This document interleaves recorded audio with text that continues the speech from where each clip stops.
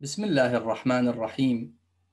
Respected brothers and sisters, Assalamu alaikum wa rahmatullahi wa barakatuh.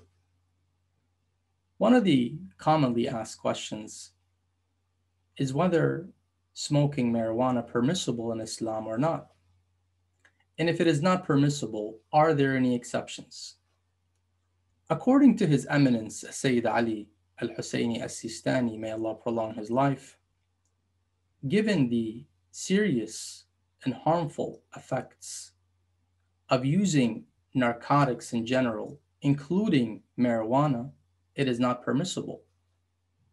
His Eminence then says, even if it is not harmful, it is still not permissible based on obligatory precaution, except for medical purposes to the necessary extent, which means that one must consult their physician before resorting to any narcotic drug or marijuana to see if there is an alternative.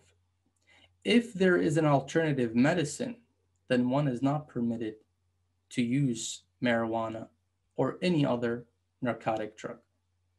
We ask Allah subhanahu wa ta'ala to bless us all with the best of health and to protect us from that which is harmful. Wassalamu alaikum wa rahmatullahi wa barakatuh.